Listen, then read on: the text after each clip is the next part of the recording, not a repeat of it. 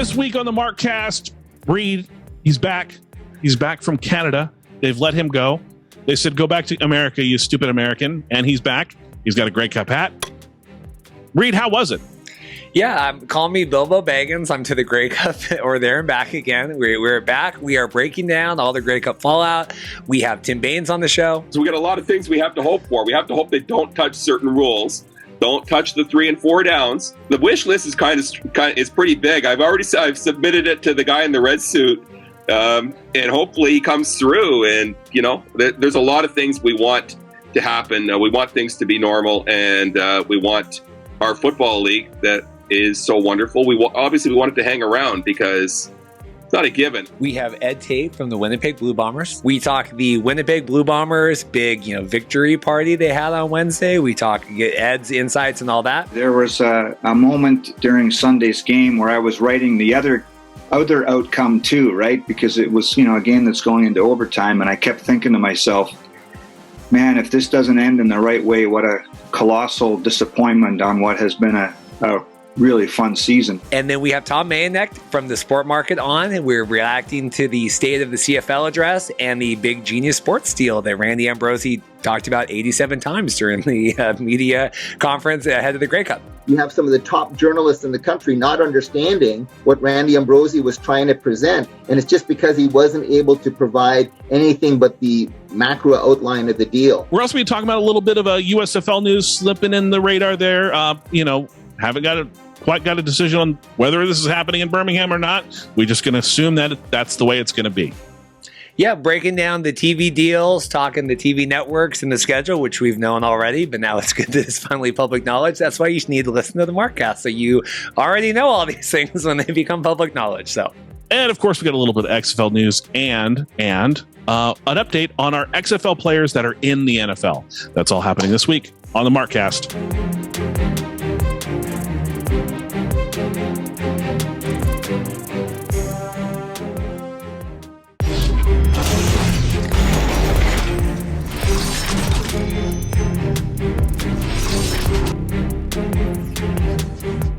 Welcome to the Markcast.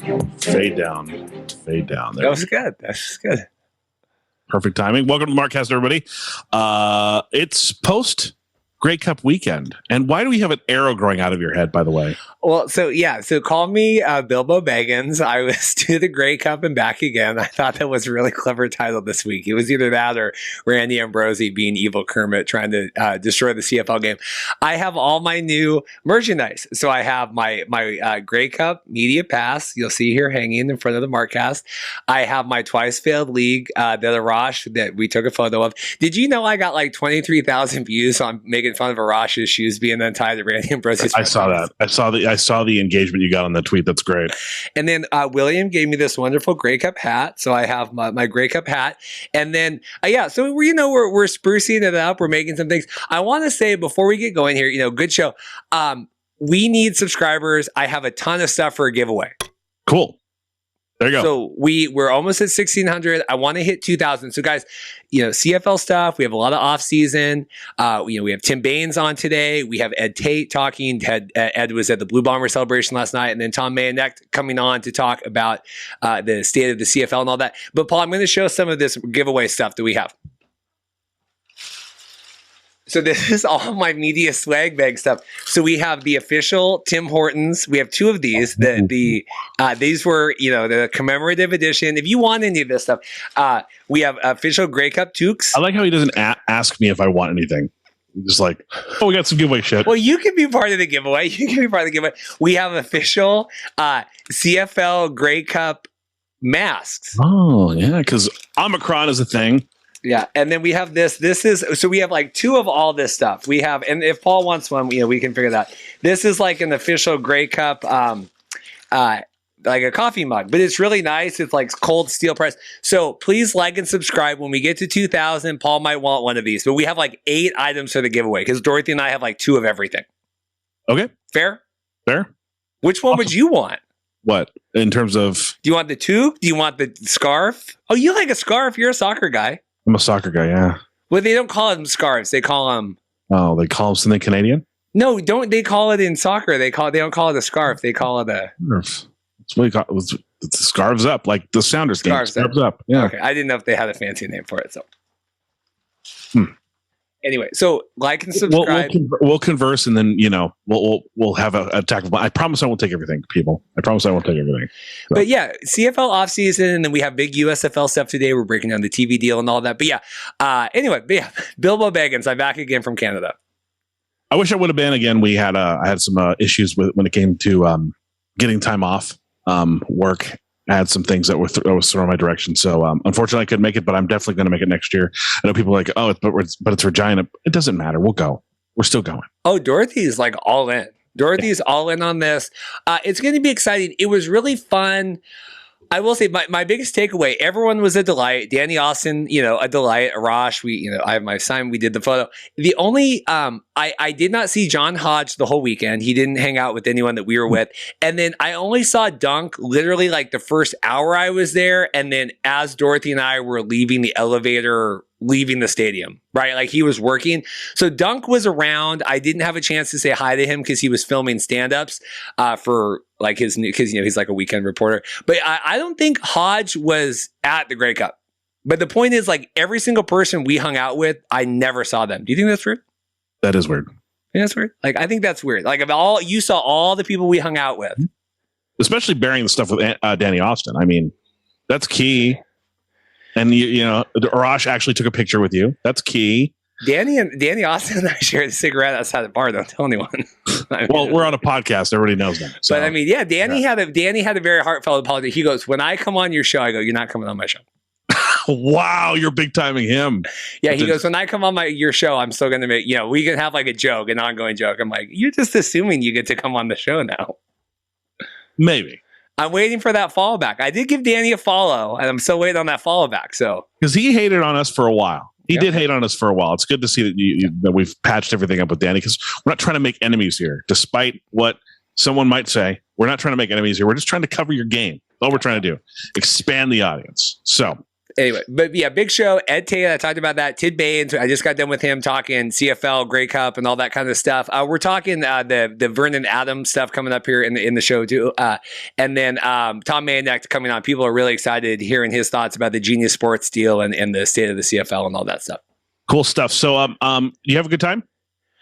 It was really fun. Like I said, everyone was a delight. I was texting with Rod Peterson. He goes, well, I heard it was like 1/1000th of like the people that would normally be there. I go, like, for me, I'm not a big crowd guy. So it was the right kind of number for me. Weather really couldn't be better. I mean, it was windy, but it was like everyone was a delight. William, we tailgated in front of the Ticats game. Mark, one of the listeners too, they had like it was like you're going to the Steelers game, tailgating in the parking lot. It felt very industrial. Hamilton's a very industrial town. I mean, it seems that way, and it was like just seeing some of the, I guess, surrounding issues. So I got really depressed because I couldn't go. It's just like looking at photos of the surrounding communities. Like, man, I wish I would have gone because it's cool to see different things. Like the only time I've been to Canada is just to go to Vancouver. So going to a different city in Canada would have been cool. But I'm glad you enjoyed it. I'm glad that, it looks like you did a lot of, you had a good time and we had a good show. We had a great show, great live show. I think we should do more of those live shows in the upcoming future because I think there's a lot of engagement. There's a lot of ways, a lot of people love the live shows that I could tell. So I think we're going to do a lot more of that coming up here in the future. Yeah, I think we benefited from some good SEO, but 4,000 views on the Grey Cup live show. I think part of that was people looking for illegal streams of like Grey Cup games like during the thing. Numbers are numbers. If the CFL can brag 8 million viewers for the Grey Cup, we can claim 4,000 viewers for our live show. But that's not bad for a couple knuckleheads from America and Dorothy, my wonderful wife, coming up and braving the cold with us. I feel pretty damn good about 4,000 live views for our live show at a bar in Hamilton. It's not bad at all. So with that being said, we're moving on to the show. Of course, I don't know if you want to talk about this tweet here before or after the CFL stuff. Yeah, just real quick. Did you follow any of this morning? Travis Hunter? It would happen yesterday, but yes, I have been following it quite some time. I mean, there's a groundswell right now. The Travis Hunter thing is cool for HBCU, historically black colleges and universities. There's a big groundswell right now where a lot of these top athletes are going to HBCU to kind of bolster those talent levels. And I mean, that's what we're talking about when we talk about like, can the CFL compete with NFL? Like, can they try to get some money to bring some NFL talent in? All it takes is somebody giving the CFL a chance with their talent. That's basically it. And, this kind of stuff where a big number one overall recruit is going to a historically black college university. I think it's happening in the college game too, where there was one basketball recruit that's deciding to go to a HBCU. It's great to kind of see that people are trying to make their own paths to get where they need to go. And hats off to Deion Sanders. He's building a hell of a program down there at Jackson State. So cool stuff. Very cool stuff. Oh, yeah. So this came out. I'll put the tweet up. The Rock tweeted. I have a comment on this too. But yeah, I mean, this is why we cover the alt football leagues is you get it, it seems like in the NFL, right? Unless you go to like a D1 school or whatever. I mean, I don't, right? College football. Rarely are you able to break out. Even being in the D1 AA or an FCS as they call it, it's really hard to break into that pro game. And every once in a while you get someone that comes in. I mean, look at Carson Wentz. He went to a 1 AA school and he's kind of a bust right now. Let's be honest. But there are, Steve McNair is a good example of someone that went to a lower division school, broke in, had a hell of a career. So it's possible. It's just, it's good to see these it's good to see these. This is why we do what we do, is to just cover smaller leagues that aren't getting the attention we think they deserve. So, yeah. Anyway, so The Rock tweeted. He goes, love seeing this big, bold, disruptive decision by Travis Hunter. Congrats, Coach Prime, coaching staff, and Jackson State. Myself and our XFL 2023 is watching closely. Does The Rock need Grammarly on his tweets? Shouldn't it be myself and XFL are watching closely, or the team? Yeah, are. Myself and our XFL team are watching closely. Watching closely? It should be R. Yeah. Rock needs Grammarly on his tweets. He was too excited.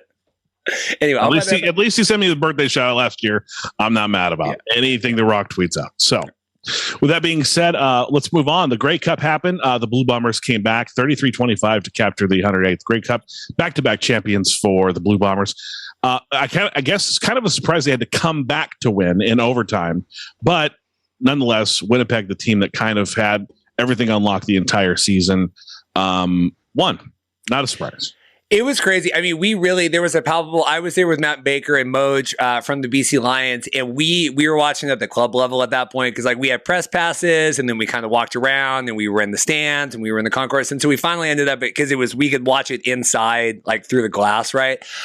It really felt like Hamilton was going to win. I mean, it really did. It felt like the momentum. They were coming in, and then they conceded the point on the Rouge, but then they were going to come down. Moj and I actually went out, and we were like filming on our phones because we thought they were going to get that final touchdown at the end, and we were like ready to go because, I mean, the crowd just would have went bonkers. And then obviously they settled for the 3, which tied the game to go to overtime. But tremendously exciting game, and it really did feel like Hamilton was in it, and I was really afraid that it wasn't going to. I thought it was going to be a blowout. So.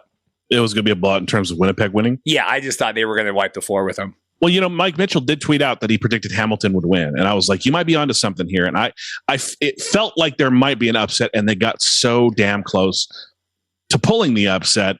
I think that it's kind of a moral victory when you've picked Hamilton and they got that close to pulling the upset. You kind of be like, well, I saw something in Hamilton, and clearly they knew something too, but it didn't quite pan out for them in the end. Yeah, I think Mike in our group chat was like, had his tweet ready to go. Like, I predicted Hamilton. He was ready to go had they won. Did you see Claros was talking? Not right now. Doesn't feel any sympathy for Ticats losing in overtime. As he shouldn't. He's got they hold their heroes that win multiple Grey Cups up like deities, like they do with Bret Hart too. They Canadian people love their heroes. So why should he care about what Hamilton feels like? He's a Grey Cup winner.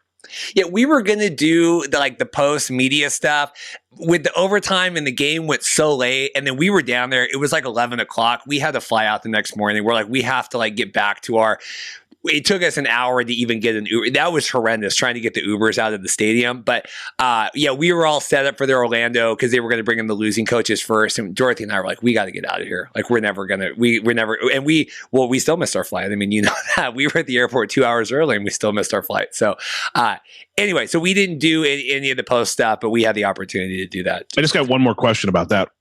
When's the next time you're looking forward to taking a COVID test, by the way? Yeah, we're clean. Like we I hope so. Jesus. We had the rapid test before everything. We had to test, obviously, to fly into Canada. We had to test to fly out. And then we did. I said that on the live show. Literally, I walk into the room and Dave Naylor is there doing the COVID test, trying to get into the state of the CFL. And I'm standing next to Dave Naylor doing the COVID test. I'm like, this is incredible. It really was like incredible. I'm standing next to Dave Naylor. That was probably one of the highlights of the weekend. So. Justin Trudeau congratulating the CFL on a successful season, and it was a successful season. Did you copy paste this from an article because they have bad grammar too? It said Justin Trudeau issued the follow statement, not following, but statement. The year's Grey Cup was a special matchup since the Canadian football had to make the difficult decision to cancel the 2020 championship due to the COVID pandemic. Even with health guidelines and efforts to make the Grey Cup festivities as safe as possible, it's been heartwarming to see Canadians of all ages come back together to take part in one of our country's favorite traditions. And he wanted to congratulate Winnipeg on winning and Hamilton for hosting. What do you think of them getting the Grey Cup in here right as everything is shutting down in Ontario again? It's crazy. I mean, look, I don't want to get too political on this, but at a certain point, we're just going to be like, we have to live with this. Yeah. We can't keep shutting everything down. Every time there's a spike in a new variant, it's endemic at this point. We got to stop shutting everything down. And I hope that this doesn't shut sports down. I know we have a lot of problems in the NBA right now. Mm-hmm. A lot of people are out with COVID, because of the protocols. And sports leagues are actually looking at reforming their protocols. Like if you have, double vaxxed or triple vaxxed and you get a positive test after you've already been sick, like they're looking at ways to change the COVID protocols. And I think it's about time because it's like, look, man, no one ever, and I'm not equating this to a cold, but I'm saying like the chances of you going to the hospital and getting really sick with COVID if you're triple vaxxed and have already had it, maybe very, very, very, very, very, very, very, very slim, very slim. So at this point, it's like we just have to live with this. We have to live with this like a thing that's going to exist for the rest of our lives, and we can't keep shutting down when there's a variant that causes a spike. It just enough's enough, and I hope that there's no issues with Canada going forward. But I'm fearful that there will be. Yeah, it's crazy. I mean, Calgary, the Flames, had to postpone. I just saw Washington football has like half their roster is like on the reserve list right now. I mean, look what the Chicago Bulls like. The same thing with Chicago Bulls. Like they had a big COVID outbreak, and then all of a sudden there's 7 Nets players that were out against the Raptors the other night because of the COVID. It's like we have to readjust these COVID protocols now because this is not going away. So we see the ratings here. So this, it came out. It was like 2.7 million. They announced Friday or Sunday, and then I guess it was Monday. Sorry, and then they incorporated in the RDS numbers because it was like TSN, and RDS is French speaking. TSN. So with 3.1 million viewers for the Grey Cup, they were hoping to hit at least 3, and then they claimed this 7.9 watched some or all of the game. Is this a FCF? Yeah, I was just going to say, this is very FCF. This seems like someone turned on a TV and just had it on the background, or like turned on a TV and it automatically went to the game as opposed to, it seems like, the numbers are kind of inflated, I think. They seem really inflated. Yeah. If you look at the trend here, the big ones back, pre 2015, I think they were hitting like 6 million, but you had 3.6 in 2019. So it is like 3.6 to 3.1 million. We talk a lot about streaming, they said streaming was up 75%. But we don't know what that means. Did that go from 20,000 streamers to 30,000, whatever that would be like that? We don't have a total number. A percentage doesn't help when we don't know the total number. Very true. It's, they've posted the ratings for the last 5 years here, and nothing outlasts. Like, it just seems like almost double. It just seems weird. It just seems like a big number considering like that total number. Yeah, that's BS. But the 3.1 versus 3.6. I mean, it's down 500,000 viewers. All right. Moving on, Orlando Steinauer refuses to address the University of Washington speculation after Grey Cup loss. He says he's happy where his feet are. He was in line to take over the role with the University of Washington for Dorothy's alma mater as the defensive coordinator.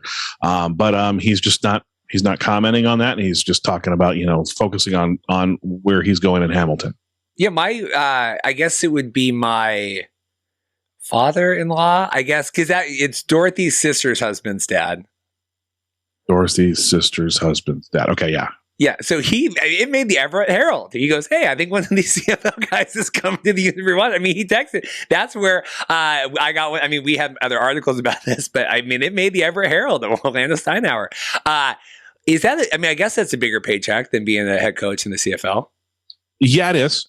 Especially at a D1 Power 5 school. Yeah, it definitely would be a bigger paycheck. And you have to understand, like, you get a paycheck of like, let's just say $300,000 Canadian, right? It's like $260 US. If you get a $300,000 US coaching salary, which defensive coordinators make more than that in the college game these days, like nearly 7-figure salaries for coordinators these days.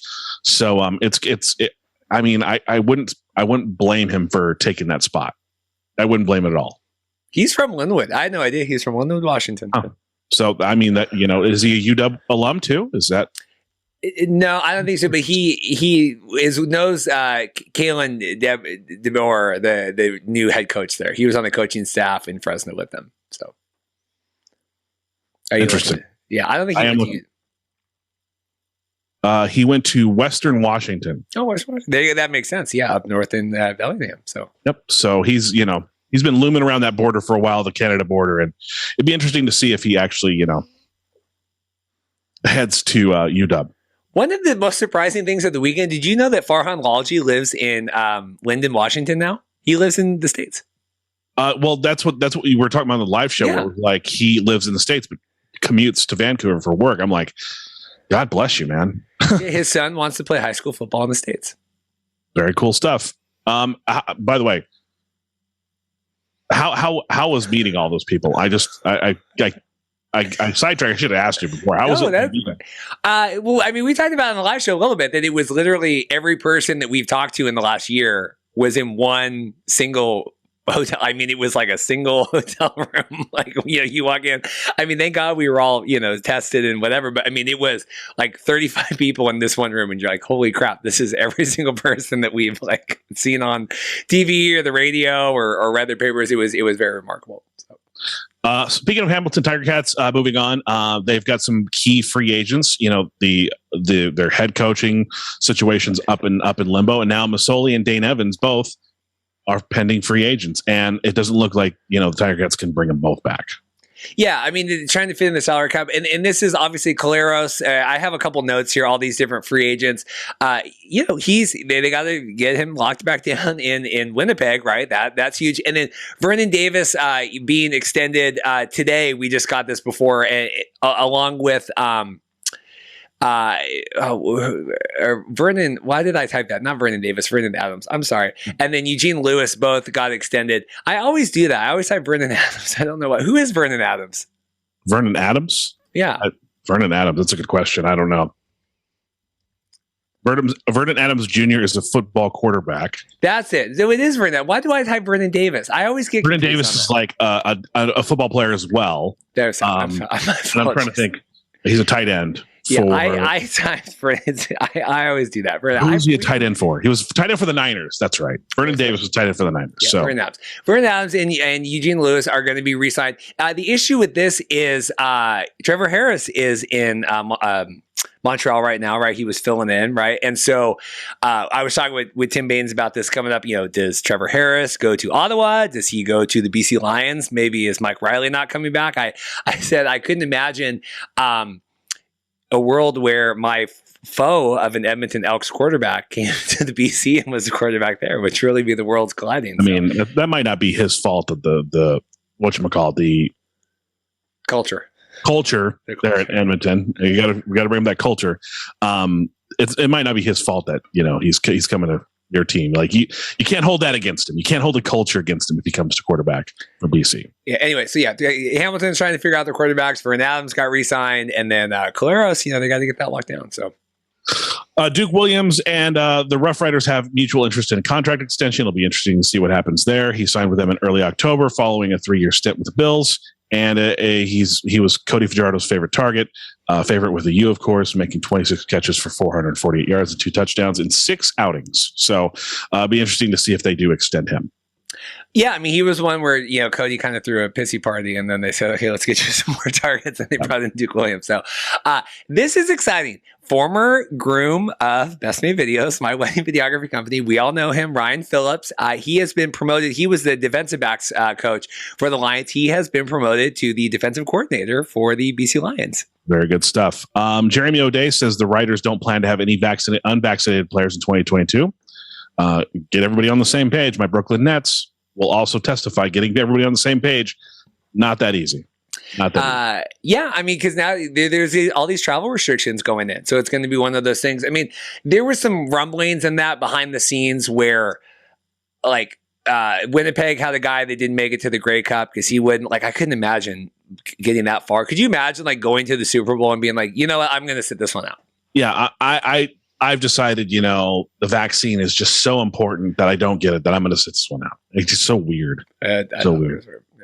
Yeah. Toronto Argonauts have released the following statement regarding their release of Vice President of Player Personnel John Murphy.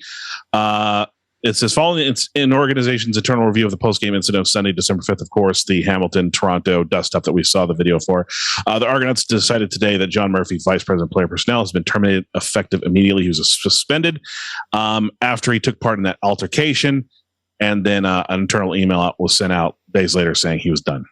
Yeah, we kind of missed because like that all happened in the West Final or the East Final, sorry. And then, we did like the USFL bonus episode, and then we did the live show. I mean, it kind of was all, and like the McLeod Bethel Thompson going, like we kind of missed a lot of that big news just because of the way the shows lined up. But yeah, John Murphy officially gone. He was really instrumental in a lot of the signings there. I mean, Pinball is there as the GM, but he's a little bit more of like a face. Like I'm the public face, right, of the league. Where I think John Murphy was actually doing a lot more of the player signings and scoutings and stuff.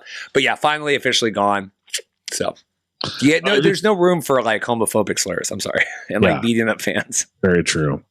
So you added this to the thing. I don't know how it equates, but I saw this yesterday on Twitter where the Cowboys changed their logo to reflect like, coordinating with the Mexico market. That's basically what the NFL is doing now. And they've designated that Canada's teams for the NFL in this international marketing initiative are the Vikings and the Seahawks. So Arash gets his wish about his beloved Vikings being one of Canada's teams, I guess.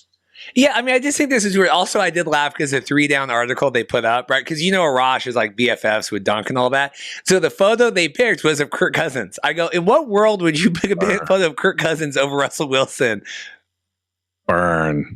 That's such a burn. But I mean, right? Like that is absolutely like, oh, we want to give Arash a little like, because Arash is a huge Vikings guy. Yeah, but he hates Kirk Cousins, and he should. Every Vikings fan. Oh, does he hate Kirk Cousins? He doesn't like him at all. No, he's been a very loud critic of. I mean, as every Vikings fan should. One of my really good friends is a Vikings fan, and he can't. He's like, you got to get rid of Cousins. This is ridiculous. So you put the one polarizing figure in Minnesota right now, besides head coach Zimmer, because everybody wants his head too. So it's like you put this one polarizing quarterback as the face of this article. Mm-hmm. I mean, to be fair, everything's not rosy in Seattle either with Russell. We've speculated on this before, so there's not really a good choice here. Anyway, I thought that was interesting, the movie, because, the NFL is expanding. We got teams talking to Mexico, Brazil. I just thought this was remarkable. But yeah, the Canadian teams, there you go, the Seattle Seahawks. Maybe they could be working with, the BC market even more. This is not an America's CFL team, though. This is not the American. We're not going to bring it up. No, here we go. Are the Seahawks Canada's NFL team? I think so. I assume you have to say that now. Yeah, now they are actually officially, the Seahawks are officially Canada's NFL team. You can say that. You can say they're one of two. And then Mexico has like a list. Yeah. And that's not to be expected because I mean, like they really love that Mexico market. And every time they go play in Mexico, it's it's pretty popular. The American game is popular in Mexico. So there's just a list of Mexico teams. Like you can't, of course, the Raiders, of course, the Cowboys, of course, the Cardinals, because they're close to the border. It was interesting to see that the Chargers didn't get any love on this list, though. It was weird. I thought it was a typo because China and Australia are both the Rams. And I thought, that must have been a typo that one of them was the Chargers. And this makes no sense. Like the Rams have 3 countries. Why wouldn't you give the Chargers? I don't know. I looked because I thought, that has to be a typo that they put the Rams twice. There's a lot of Chargers fans in like the Baja area of Mexico because it was closest team to them when they were in San Diego. Yeah, there you go. Chargers to XFL confirmed. Maybe. CFL All-Stars were announced. The team breakdowns, of course. Winnipeg had 11. Obviously, Hamilton had 4. Montreal and Calgary each had 3. BC, Ottawa, Toronto had 2. 16 West Division, 11 East Division, and 4 National. What is it for national? Canadian. Oh, Canadian. Okay. No Saskatchewan Roughriders. Wow. Terrible. Hey? Terrible. Right? Yeah, Claros was the QB. Yeah. And Cam Phillips has decided to re-sign with the team. It doesn't say the contract specifics of his deal, but they need to be more transparent. And so congratulations to him for re-upping with the Toronto Argonauts. Yeah, he was XFL, so that's why that's interesting. Cool. Here's what we're going to do. I think we're going to take a break, go to our guest real quick, and then we come back. We're going to talk about USFL stuff and other tidbits. Well, we are back here with my good friend Tim. I just saw you in person not many days ago. How are you doing? You're back home, and how is life? We progressed to good friends now, right? We were just friends before, acquaintances. Now we're good friends. You see, that's what a Grey Cup will do for you. I was texting with Rod Peterson. I said I got to meet all these wonderful Canadians. I said, you guys are a lot nicer than I thought you were. From what I saw online, you guys are a lot nicer in person. Actually, really, in real life, we're a bunch of D-bags. But we're being Canadian and hospitable as we are, we put on this facade that we're really, really nice people. Then we go back to our real lives and we're miserable, all that kind of stuff. No, Canadian people are great. Of course, we're all great. Well, this is exciting because Tim's going to come on. I want to do a little, Grey Cup Festival recap, get thoughts on all that stuff. I realize we're probably going to have Tim back on again as soon as we have a Red Blacks GM announced. You said that, that could be any time now, right? I think they really want to move along that road quickly. There's at least one more team looking for a general manager right now. So if you want to get your guy, you've got to act quickly. And I think it could happen. It could happen in the next few days. The Grey Cup being over, technically teams do not have to give permission to speak to employees until 7 days after. I expect the Red Blacks are already talking to people from Hamilton and Winnipeg this week. And I think we'll move along that path and we'll have a decision, I would guess, for sure before Christmas. That's exciting. Well, we might have to have our first ever back-to-back guest on here. I don't know if we've ever had anybody on back-to-back. That'd be a real letdown for the people who are listening. I'm guaranteed. I'll tell you, we'll see. And then big news today with Vernon Adams getting extended in Montreal. Obviously, Trevor Harris leaves a large contract there that is likely not to be picked up in February. Do you see any movement for them? I know we have Caleb Evans, and we were talking offline, the Chris Trevor of it all in Ottawa, but that's a big decision that needs to be made. Do you see... Obviously, they got to get the GM in place first, right? It's just a lot of pieces there that Ottawa really needs to work through. With Trevor, he still wants to play football again. I can't imagine any scenario it's in Montreal unless he agrees to drop his big signing bonus he's going to have due in a month and a half or so. So Trevor's going to have to find another place to play. Could he play in Ottawa? He was certainly a good quarterback here, but that really is going to be up to the new general manager coming in, because if there were any burnt bridges with previous management, obviously a new guy in charge is going to have his own thoughts.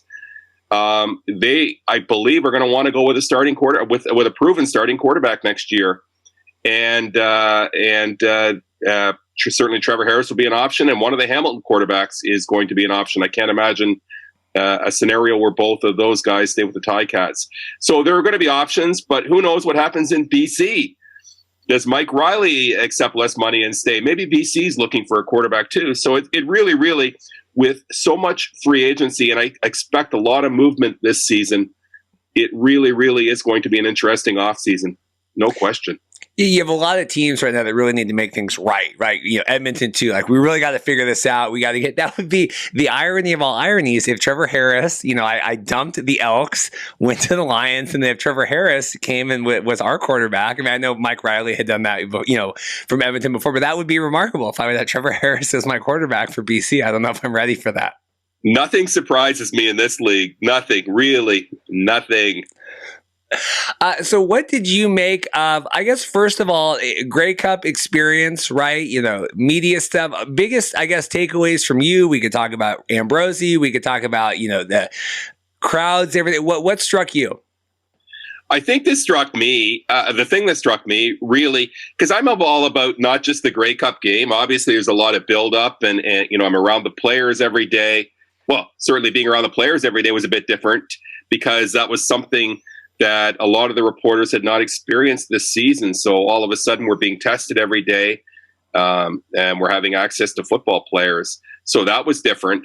But I think for me, the Grey Cup week is, I mean, Super Bowl is a game and there are some events leading into it. Grey Cup is a week, maybe not quite a week. It's 4 or 5 days leading into a big game. And it really, really is a grand, they call it the Grand National Drunk.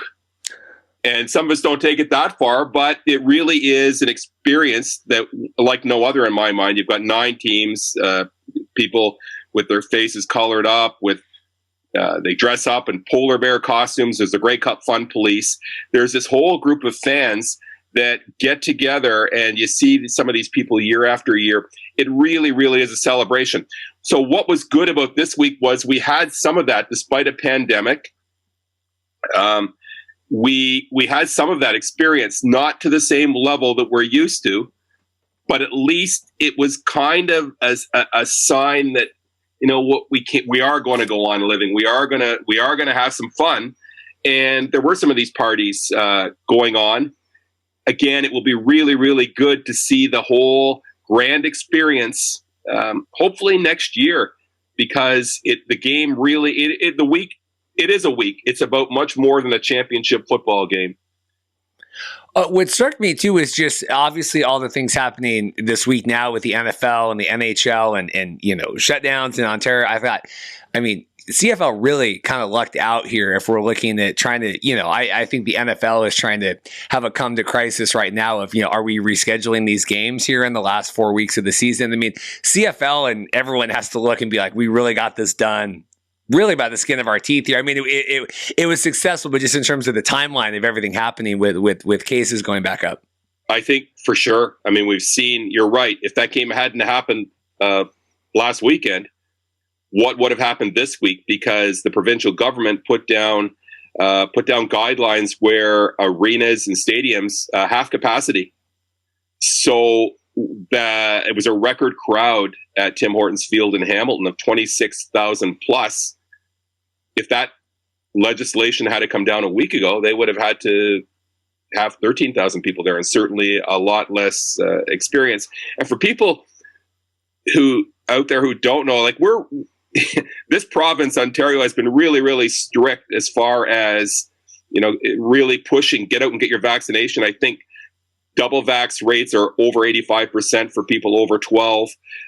We go into a store and you probably notice you got to put a mask on. If you go into some place, into a restaurant, first of all, they're asking for proof you're double vaccinated, and you got to put a mask on. So there's a lot of care being taken. There a lot of precautions being taken. And yet we're pushing back. We're getting pushed back now, and we're seeing things like half capacity. And who knows what's in the upcoming weeks? Certainly, there's an advisory not to travel. So really, really got to hope that by the time next football season rolls around, that we have a full CFL season and fans are able to get the full experience. But the pandemic, obviously, it's a moving target all the time. I mean, let's get rid of this thing and get back to doing things the way we did. In terms of the actual Grey Cup game, did Hamilton lose the game there at the end, or did Winnipeg, come back and win the game? Maybe a combination of both. I mean, I think about certain plays in the game. I think about they get down and they're first and goal from the 5-yard line. First play run up the middle, and I never liked that play. But I've seen it work for them. They've got a really good running back, and you're always trying to. It's like a chess game. You're trying to outthink the defensive coordinator, and the defensive coordinator maybe is thinking, well, they'd never run up the middle on us, so we're gonna put this kind of coverage in. So I never like it when it works. I grudgingly say good call. I didn't like the call on first down from the 5-yard line, and the second down. You look at. I'm watching the pass go. Jalen Ackland was the intended receiver. You're watching it go towards him, and I haven't seen the definitive evidence, but I think the defender got a finger on it maybe. And you look at how close that ball was to being completed. If that ball is completed in the final seconds of the game, I mean, the place erupts. Did they lose the game? People are critical of the conceding the single point. But other people in the football world have defended it, saying you're going into the win. You need that field position. You need to move the ball up. If he gets tackled on the 10-yard line, and you've got to move basically the length of the field, that 25-yard line, 25 yards could be critical. So it's tough when you give that up because then you could say, well, we marched down the field, we got the field goal, and we tied it. We would have won the game, sure, but they could have scored a touchdown too from the 35, and I don't know. I mean, I would prefer him not to have given up the single point, but that wind, you were there. That wind was huge. They were going into a huge wind, and they figured at the time that the field position was critical. So there are things you certainly have to look at Winnipeg hanging in there, bouncing back. So I prefer not to look at it as one team lost it. I mean, I have to give credit to Winnipeg for going back to back. Certainly 2 years ago, there was no question who was a better team. They put a thumping on Hamilton. This year, you could look at Hamilton and say, great effort, valiant effort, great fan support. It's always wait till next year, right, when you don't win. And the other thing is there are 7 teams that would have loved to be in that game and weren't. So Hamilton got themselves into that position. I'm sure it's a really, really tough one for people within the organization.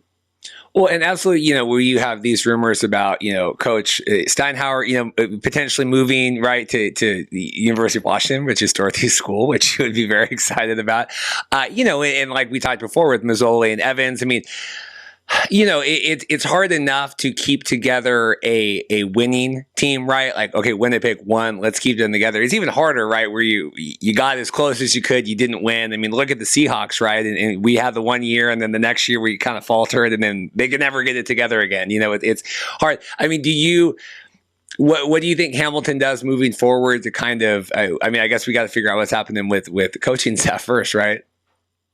It's really tough to say. It all starts with Coach O and what happens with him, and there's kind of a trickle down effect. If he stays, the 2 coordinators probably stay, and you probably see, at least on the coaching side, you probably see a very similar staff. On the player side in the CFL, like I said before, there's going to be a lot of movement. And the one thing in the CFL, like if you get other leagues, if you're a Major League Baseball team, if you're a National Hockey League team, there's a really strong core group you got going year from year. And if you build a young group of players, you can build around that. It's tough in the CFL when, especially last year, in the middle of a pandemic, guys were signing 1-year contracts. So you're seeing 3/4 of each team potentially gone. Now, certainly each team is going to identify its 5 or 6 core players, and they're going to try and build their team around that. They're going to identify guys that they need on their team. And then they build, but I think it's tough for fans.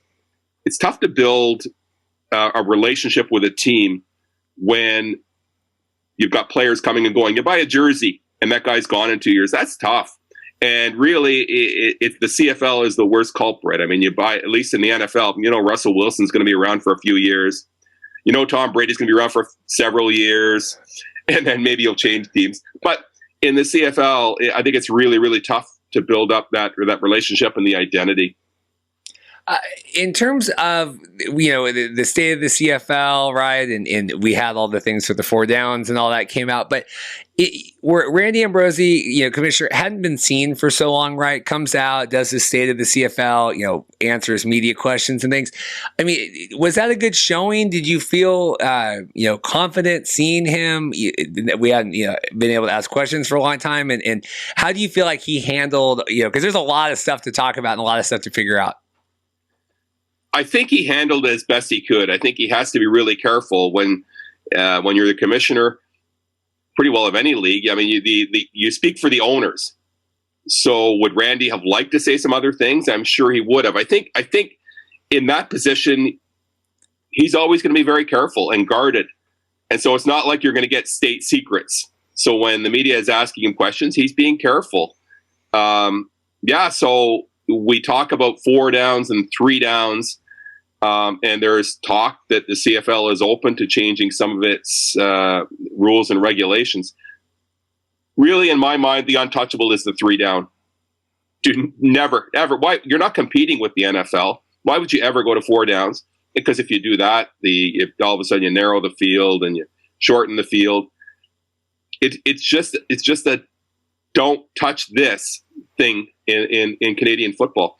Another thing that might be on the table is the number of Canadians. They currently have to start 7 Canadians. In my mind, untouchable too. I don't know whether they think that way, but you've got it would just be demoralizing, I think, for Canadian university football, to the thought that there are going to be less Canadians. And for some fans too. For some fans, it doesn't matter. Put the best product on the field. But that's one of the things that makes the Canadian football unique, is the Canadian player presence. And some of them are very good players. It would be a shame to do away with our ratio or lessen the number that are required. Yeah, we obviously go back and dealt with all this stuff and, the changing rules and all this. And I think back then, I think a lot of people, yes, change it, add the down, do it. And I agree with everyone now that I've talked to, including you, where just being a watered down version or a slightly dissimilar, it is the uniqueness of it. I think obviously, scoring was down this year, right? And players coming off of, rest and not being able to work out like they would. But, does adding a 4th down, like I thought the first half of the Grey Cup was pretty snooze fest, right? I mean, luckily the second half really picked up and we had a lot of back and forth, but does adding an extra down spice up the first half of that game? No, I don't think so. I mean, it's just one of those things where, like you said, it's just going to be a lesser version of something that people already know. And how do you sell that? I think one of the great things about the 3 down football, there are some really, really good American players, just good players, period, but especially in the United States, that cannot play in the NFL because maybe they're a defensive end and they're a little too small. That guy can play in the CFL, not because his size is going to be okay. Maybe he's a little faster. Like there's size things that go on that keep guys out of the NFL. And those guys come to Canada and they could be really, really, they're good football players, but maybe their body type is not exactly what the NFL is looking for. You go to 4 downs and again, maybe the guy's body type is not right for Canada either. There are just things about the game that are so wonderful and unique. And I love the NFL, but I love the CFL too.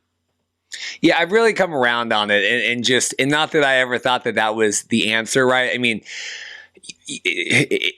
that again, I just don't. If marketing is the biggest issue for the CFL, and then you change this, and then it's like, okay, well, we're marketing this. It's the NFL, but north of the border, like that doesn't help the marketing issue either. It doesn't help the offensive issue. It doesn't help the marketing issue. It doesn't help really any issue that people have had with the CFL this last calendar year. It's the marketing thing is you need to see more people in the stands that look like the guys on the field. Like CFL, not even sure, 4 years ago maybe, had this slogan, diversity is strength. It's a strong slogan. Because you've got guys of all colors, nationalities, religion. There's just so much going on out there.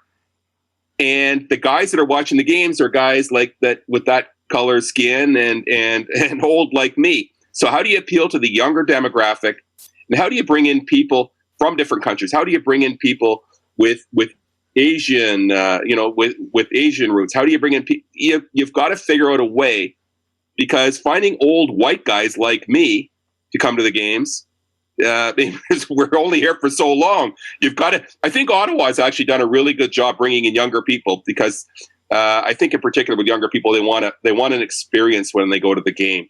It's not just about the football; it's about hanging out with friends. And Ottawa's got very large concourses. They've got the complex has bars and restaurants all around it. Too many of the stadiums, it's like you leave the stadium and you're in the middle of nowhere. So the CFL, I mean, it's really going to have its hands full. I'm not sure that the rules are the place to start. I think you've got to figure out a way to bring in younger and a more diverse crowd. I think incentivizing people to stay with their teams, like you said, with longer contracts, building their rapport both on the team and with the fans. Because look at Winnipeg here. They carry largest carryover right from 19 to now. Obviously, was a success. I couldn't imagine coming in with a new regime every year, and you're like, okay, what's going on? Okay, what is the locker room culture here? What is the hierarchy of how am I dealing with this? How am I, plus the play on the field? It's just got to be impossible. And like you said, having the CFL as that alternative and making that just another place that maybe if my body type isn't perfect, right, that I can't fit in there, that's certainly not the answer, because that's why we cover these alternative leagues, right, is to give all these guys, chances that they couldn't get, in the big one. I think people are surprised when they watch the CFL at really how good some of these players are, because you think of it and you think, oh, these guys are NFL rejects, or like that just immediately comes to mind. They're not good enough to play in the NFL, and they really are. And sometimes it is just body type, and sometimes these guys go on and get a chance. Alex Singleton, I think one of the top tacklers in the NFL right now. These guys get an opportunity in the NFL. The CFL is a door. The door opens for them sometimes. They get to the CFL, there's more film, and they get seen, and it becomes obvious that they can play at another level. They can play in another league, a league that's considered to be a higher caliber league. So for some of these guys, they look at it as a springboard, and it can be a great springboard for sure. Any other? I mean, I could talk to you about this all day. Any other big takeaways? Anything about the week, about the weekend, about moving forward? I mean, you're gonna, I think, have your plate full here with, right, hopefully good team coverage. I mean, talking actual football stuff here coming up with Ottawa. But any other takeaways before I let you go? I think that the other thing that came up is, where's the offense? Because again, when we watch the CFL, I mean, the way it's structured with, like, the last 2 minutes can be an eternity. I mean, there's less time between plays. The ball stops on first downs until it's spotted. Like, so you can get an awful lot of plays off. And we've seen Grey Cups, like, games in the 30s and 40s, and it's back and forth. So like you said, the first half, I don't think the wind did us any favors. The wind was, I think, about 50 miles an hour. So that's a tough wind to go, a tough wind to throw into, a tough wind to have offense when you're throwing into it. So you rely on your ground game heavily. But I think overall the scoring has been down the past couple of seasons. So it's not even just a pandemic thing or a shortened training camp or whatever they want to blame it on. I think they really do have to figure out. Fans don't want to see everybody will go, oh yeah, defense, great. Would like to see a great defensive game. I'll tell you what, I'll take a 35-32 game over a 10-9 game any day, because you get excited. I mean, it's great when your team sacks somebody or intercepts. Yeah, but I'll tell you what I want to see is that ball going to the end zone for touchdowns. You want to see those great defensive plays lead to touchdowns. So, yeah, do they have to figure out a way? Why is there not more offense? I don't know. I don't know. It's one of those things. Yeah, I think if it's because I watch most football agnostically, right? I don't really care, just covering, except for like maybe the Washington football team, they could win 3-0 and I would be happy with that victory, right? But otherwise, for the common man or woman watching the game, we need to have, incomplete pass, punt, back and forth isn't going to move too many seats all the time. No, So we got a lot of things we have to hope for. We have to hope they don't touch certain rules, don't touch the 3 and 4 downs. We need to get rid of the pandemic so we can have full stadiums. We can have a full training camp. The wish list is pretty big. I've submitted it to the guy in the red suit, and hopefully he comes through. And there's a lot of things we want to happen. We want things to be normal, and we want our football league that is so wonderful. Obviously we want it to hang around because it's not a given. I mean, another conversation, but what happened to Toronto Argonauts? Do they want to be there? Do they want to be in the CFL? Another conversation. Well, this might maybe have to have this be a standing invitation now that we're such good friends and we're, drinking buddies and all the rest of it. Tim, it was a delight meeting everyone up there. I mean, everyone could not have been more delightful, and I really appreciate all your guys' hospitality. And we'll have to win Red Black when hopefully we can slide in to your DMs when all that info drops and we can get you on for a few minutes. And next we'll be besties by next Grey Cup. You never know. Well, this is like Dorothy's already talking like, oh, Regina. Okay. I mean, Dorothy is invested. So it'll be rocking. It'll be rocking in Regina. It'll be cold, but it'll be rocking. It was, that wind made it cold. It wasn't as cold as it could have been, but that wind made it really cold when we were walking around. Hamilton's not Regina, though. Wear your warmer clothes. Okay. Thanks. Thank you. Thanks for having me on. Well, we have Ed Tait here with the Blue Bombers. First off, thank you so much for coming on. How are you doing today? Really good. It's been a crazy little run here, hasn't it? For people in Winnipeg and Bombers fans, it's been a lot of fun the last few days. That's for sure. Well, it's been busy, but winning kind of cures all ailments, right? Absolutely. There was a moment during Sunday's game where I was writing the other outcome too, right? Because it was, a game that's going into overtime. And I kept thinking to myself, man, if this doesn't end in the right way, what a colossal disappointment on what has been a really fun season. So I was happy I could spike that edition of the story. Let's put it that way. Well, and I want to get into all the Blue Bomber stuff. Of course, in typical Markcast fashion, whenever we record, it could be 10 in the morning, it could be 10 at night. We always miss whatever the news du jour is. So of course, today we have the CFL schedule. Literally the second Paul and I hang up the call, CFL schedule comes out. Have you had a chance to process any of that yet? Obviously it's all team specific, but just since we have you on, and I wanted to acknowledge that, yes, this did come out today. Yeah, I got an advanced copy yesterday so we could have something on the Blue Bombers website today. So I've had a peek at it, in particular the Bomber one. I think, providing the latest outbreak doesn't sidetrack everything again, it looks like a regular CFL schedule. There's 18 games again, 3 bye weeks for every team, and the Grey Cup's going to be played in November instead of December. So there's some things there that look very familiar to fans across the league. For the Bombers, there's the games that everybody wants to see, the Labor Day Classic in Regina, the Banjo Bowl a week later here in Winnipeg. There's always a few things in there that can get coaches upset. Like the Bombers play 3 road games in a row. And there's one short turnaround where they play in Toronto and then I think it's 5 days later in Vancouver. So it's, that's 2 games squeezed into a short time span there at, almost one extreme of the CFL map to the other. But hey, there's 18 games. That's what everybody wants. That's the main thing. Yeah, I mean, I have to imagine this is a little, in pencil right now. I mean, God willing, everything happened. The other exciting note is the Grey Cup is going to be on November 20th, which is actually my co-host Paul's birthday. So, there you go. If all goes well and we're able to make our trip back again up to Regina, we will be celebrating Paul's 44th birthday up there at the Grey Cup. Beautiful. I didn't get to see you guys in Hamilton because I was with the team and we were still in Tier 1 lockdown. I don't see any scars on you, so it must have been a decent Grey Cup. Yeah. So now, I want to talk Blue Bombers. So Ed would have come on the show, but you're a very important person. Yeah, I was trying because Dorothy's like, well, what? I said, well, because he's like with the team, all these things. So The craziness, I guess, I don't even know where to start. We had the big celebration last night, right, at IG Field. I guess let's start there. How did that go? Well, it's been like 2-3 days of parties in Winnipeg, basically. Like for me, it started right after the game. By the time I get back from Tim Hortons Field to the team hotel in Burlington, it was already rocking where they had set up for a post-Grey Cup party. That bled into Monday when we flew back. It was pretty crazy on the plane, a good crazy.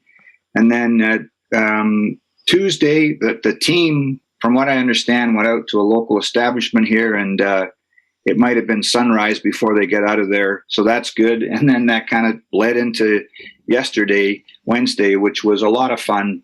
It was cold here. That's not going to shock anybody, but they had about 7,500 people here at the stadium, and because we couldn't do a regular parade like they did in 2019, it was sort of the next best option, I guess. And I think the diehard fans got their moments to see their players, their favorite players, and it was good. Yeah, I saw. Like Zach Collaros came out. It looked like a WWE entrance, right? Smoke and carrying the Grey Cup. It's hard. You want to do that parade, you want to do that victory, but I think it suffices that, right? The fans got to celebrate. You got to see everybody. People felt appreciated, right? The players. How do you think overall it went? Yeah. So the interesting thing is that in 2019, the team had broken a 28-year championship drought.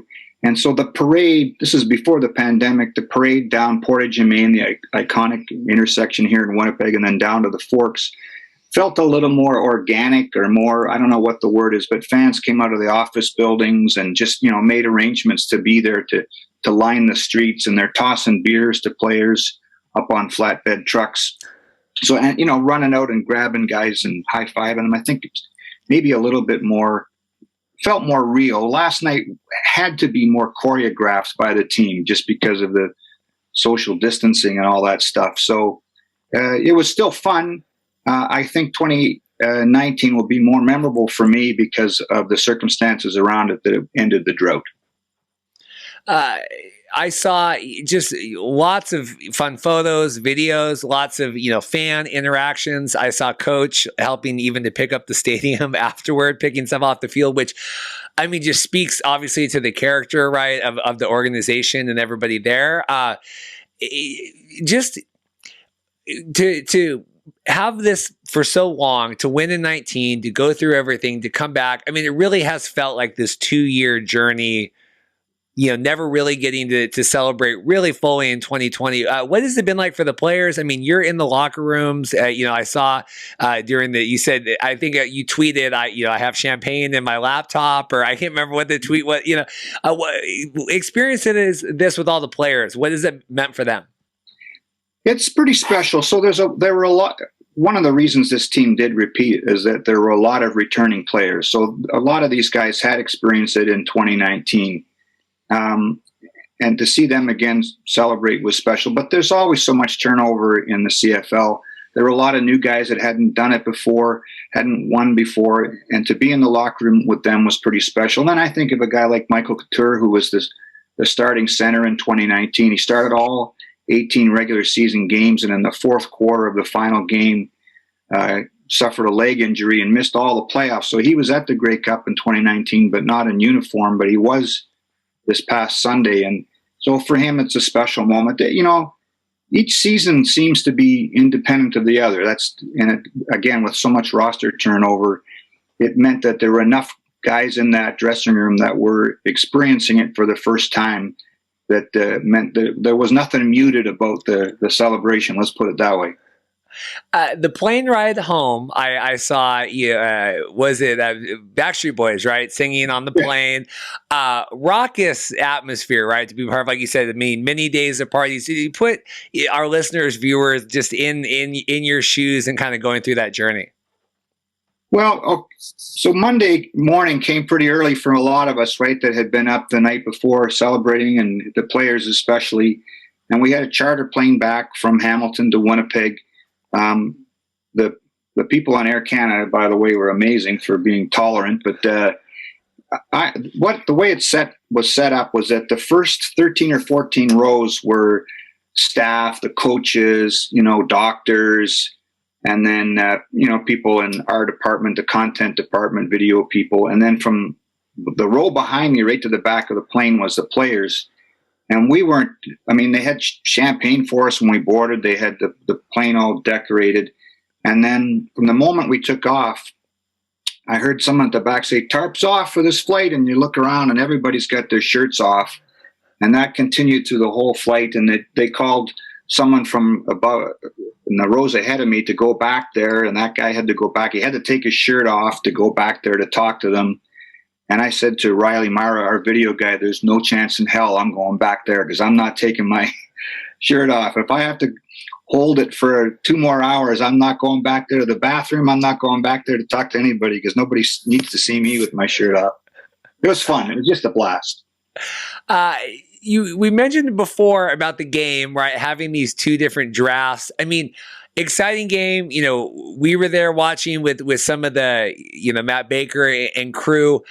I thought the first half was a little sleepy, right? It was a little slow to get started. We've a little used to that this season with some of the CFL games. It was good. Like we were still getting our feet wet, walking around the stadium and stuff. And then it really felt like Hamilton had a God's honest chance of winning that. I mean, as someone that, you've been with the team all year, I mean, seeing that and like having them be the underdog, right? Having to come back, it's not a common spot for them to be in. No, it wasn't. And, you start to worry as the Bomber guy that's writing the story is that, was there some of this fallout from what had happened in the Western Final when they turned the ball over 6 times? They're just not sharp. It's at the worst time of the year. But when they were trailing in the fourth quarter, again, I was starting to write the loss story because you just have to be prepared and have something ready to go the minute the game's over. But when Nick Dembski scored that touchdown and they had their wind at the back, and you were there, the wind was much more of a factor than maybe it showed up on television. But when Dembski scored that touchdown, I thought, wow, that's the momentum right there. And they really seemed to feed on that. But there were some huge plays after that too, though, right, to protect it, to stop it from being a Hamilton win. That play by Dietrich Nichols in the end zone right at the end of the game, knocking away that pass that would have won it for Hamilton. I think that one's going to stand out for me, maybe even more than what happened in overtime for the Bombers, because that saved their season right there and allowed them to play the heroes in overtime. It was crazy because we were out, we were kind of in the club level at that point where you could see the game, hear the announcers, but obviously not hear the crowd. And everyone in our section all went outside because it really did feel like, okay, Hamilton's going to come out down here. They're going to score and to be a part of that. I mean, the nerves, right? That had to be. I mean, I just couldn't imagine. It's one thing watching as a fan. I just can't imagine being a part of the team and covering it and watching that. Well, so I was a newspaper guy for 29 years, and you learn not to get invested in the result one way or the other. You're cheering more for a blowout, right? So that you can write it the way you want for deadline. So that's nerve-wracking in itself. And then being with the team now, it's completely changed. So as soon as the game ends, I'm packing up my bag and running to the elevator to get down to the field. And I go to jump on the elevator. I got my credentials. There's a guy in a Hamilton gear that's, working the elevator.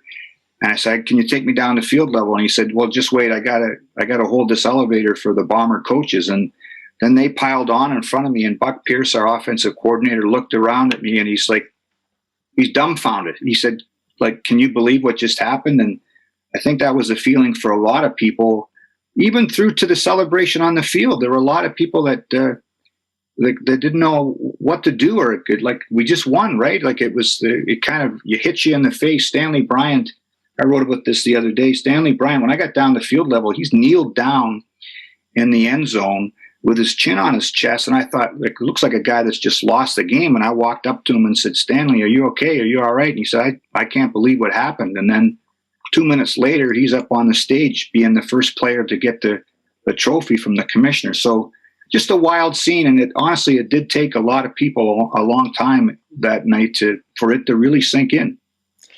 What was cool for us is obviously, an American podcast covering it. The ending was really authentically CFL, right? With the overtime, with the defense.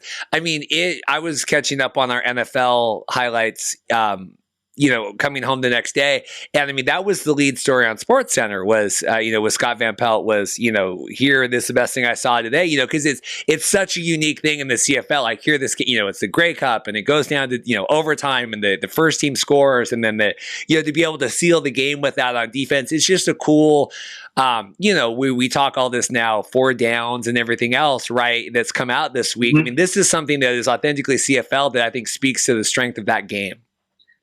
The ending was spectacular, wasn't it?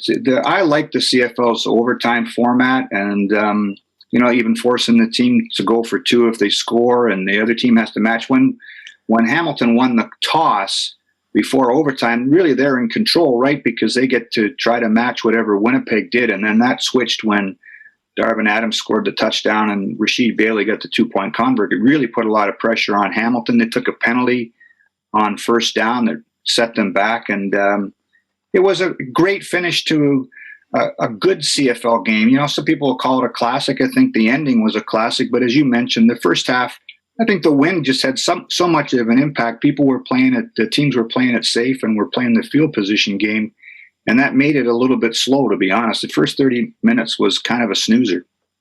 Yeah, it was weird having just had that Patriots game, was it last week, where the wind was such a factor, right. And then to have this, just to have both of the, not that is nearly as important as the Grey Cup, but just to have these two, that was a primetime game, CFL, to have the wind and the weather play such a factor where it's not really visible, right? It's not like snow. Okay, I can see the snow. I understand and it didn't even look windy unless you were looking at like the ref's pants, but then you're standing there and it's a palpable, it's a bone chilling push, right?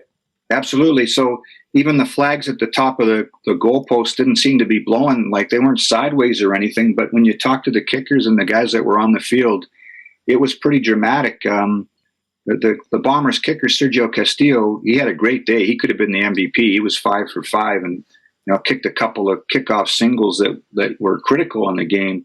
He told me it was worse in Winnipeg the week before in the Western Final just because it was so cold, and it's hard to get a read on the wind when it's swirling a little bit and it's minus whatever it was here in Winnipeg. So he handled it very well, but it did impact a lot of things. Like I think that's part of the reason why Hamilton conceded and played for the tie late in the game, is that they were worried that their punter was having an atrocious second half, was going to be able to, even punt the ball 25, 30 yards into that wind, and it would have given Winnipeg the ball back in really good position. So, there's so much to digest about that game afterwards. There's so many little plays within it that were critical. At least from this address, people will be happy to go back and look at it instead of being cursing about a loss in the biggest game, right? I'm sure you've answered this a lot, and this has been a topic of discussion. But giving up that point, right? Hamilton giving up the Rouge, leading to the tie. It's one of those things like we're watching it, and you're like, oh yeah, okay, because we're kind of talking, watching the game. But then you look back and you go, well, that was the swing of the game there, right? That's what it came down to. Thoughts from you on that? In the moment, I watched it and I got it. Although there were some people to the left and right of me in the press box are yelling, "What the hell are they doing?" Right? And I heard Orlando Steinauer's explanation the next day. Mike O'Shea concurred with the decision to give up the point just because if they don't get the ball out to the 20 or far out or take a penalty on first down, they might have to concede a safety or punt again into a wind that was way more serious than it maybe showed on TV. So I kind of understood the strategy of it. And, in a lot of ways, it wasn't a factor because they got the field goal to tie it. The field goal would have won it if they hadn't conceded, but they were in a position still to win the game in overtime. They had the opportunity just like the Bombers did. And although those are the plays that will have a coach being second guessed forever, right? People in Hamilton are going to have to eat that one for a while, and it's going to haunt them. Moving forward now, Winnipeg, carries all these guys over, comes back to back, Collaros, right, needs to be locked down again moving forward. obviously we're going to take a little bit of time here, right? And but steps moving forward. I mean, what's next for the team? Well, man, it's you barely get to celebrate this thing, and then you look at the list of free agents, and it's incredible. And this is the thing. This is my bone to pick with the league, is that there's just been so much roster turnover, and particularly in the last 10, 15 years, but even more so lately because of these one-year contracts. The players don't like them. I don't think the teams like them either, because it's hard to market players. It's hard to have continuity. Fans love this team. And now you're looking at a long, long list of free agents, and there's no chance in hell of keeping everybody. There's rumors about Mike O'Shea, the head coach, being, lured to other teams. I'm sure assistant coaches are going to get looked at too. That's the hard thing about this league right now, is that, people are talking about a three-peat, but I really wonder what this team will look like next April or May when we get to training camp again, because there's a couple of things. It's, free agency, and all those guys are going to chase their opportunity, and you can't deny them the chance to cash in on when your window to make money in this sport is so limited. If you get a chance to make money elsewhere, go for it. And the other thing is they've won 2 championships now. So the first one, you were building to this championship team, and you got it done. And then the message after that through the pandemic was, let's keep this together. We've all had to bite the bullet here, and let's go at a chance to repeat. They did that. So now you've won 2. And, maybe that drive to get 3 isn't as appealing to some guys who want more playing time, who want more money, who want a change of address to be closer to home. All those things are factors. And that's what makes it so hard to even repeat in this league, let alone win 3. I mean, nobody's won more than 2 in a row since Edmonton from 1978 to 82. They won 5 in a row. That's the Warren Moon teams. And this is a big reason why it's hard to repeat, because the rosters just change over so much. Yeah, it's hard to keep everyone, and especially when you've won, right? Mm-hmm. Then you're even more incentivized. Okay, maybe this coach, someone wants to get that coach or that coordinator or that player. I just had Tim Baines on, and I don't know the order these will go, but we were talking about that. Where is it harder for Hamilton, having not won, to get back to the dance again, or is it harder for Winnipeg, having won and then having all these players, be sought after? Yeah, it's a great question. I would have to take a closer look at Hamilton's lineup. I know, the other thing that I didn't mention is that retirement might be a factor in some of these things, right? So a lot of these guys, if you're in your early to mid 30s and you took a bite in 2020 without the league playing, and then you took another bite with a pay cut to play in 2021, whether you lost twice in a row in the Grey Cup like Hamilton, I mean, maybe it's just time, right? And you don't want to go through all the training and all that stuff for some more heartache. Maybe it's driving more guys to come back. I'm not sure, but it's going to be interesting. Those are the 2 teams to keep an eye on, because other teams are always teams that are rebuilding and looking for an extra piece. But it's the team that wins and the team that loses in the championship that I study the most in the offseason, because it kind of gives you an idea of where they're at as an organization, right? Are you really chasing 3 in a row, which I think they are in Winnipeg? Or are a guy's going to splinter off and go everywhere? And then in Hamilton, there's all kinds of rumors about their coaching staff too, and they could look, even more different than Winnipeg next spring. Well, Ed, I don't want to keep you too long. I know it's been busy. I appreciate, you taking the time, and I want you to go take a nap or go take a, siesta or whatever after all this. But any final thoughts before we go? I mean, I know it's been just a whirlwind. I mean, season, of course, but especially the last, week now as it's Thursday. Well, I was on with you guys before, and I make no apologies for waving the flag for this league and this game, and I love it.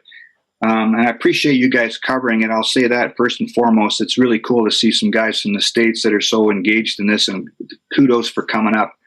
I guess I'll end with this. There were so many people that doubted whether this thing could ever get done, right? Whether you could get a season in, that this is a gate-driven league with all kinds of warts that it has. I just salute the league for getting it done. It might not have been as pretty, and I know the league's getting kicked around a little bit for the quality of play. There's a lot of examinations about where we go from here.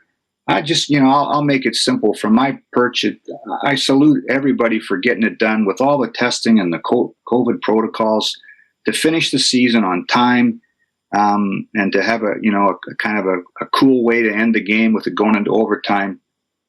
I'll take it, right? Because there was a time last year where you were wondering about the future of this league. So I'm just happy to see that we got it in and it ended on a good note, especially for Bomber people.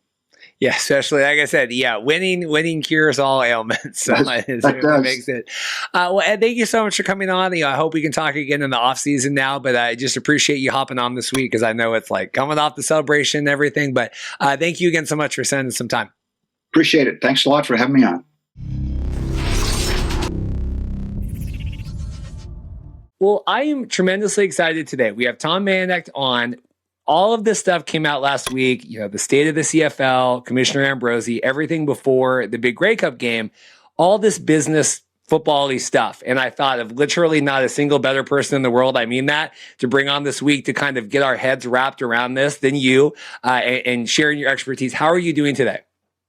Doing great, Reed. As always, it's a pleasure to be part of the Markcast. You've had a pretty hectic couple of weeks yourself, like all key Canadian football stakeholders have. But it's a pleasure to see you again. It's good. So this, we were there, and Commissioner Ambrosie came out, and we had the state of the CFL, and I guess the main things that came out, we had profit sharing, right? Announced profit sharing for the league. We had the Genius Sports deal, and then I guess subsequently from the Grey Cup, we found all the TV ratings and stuff. Where do you want to start? What is the most exciting thing or interesting thing to talk about for you?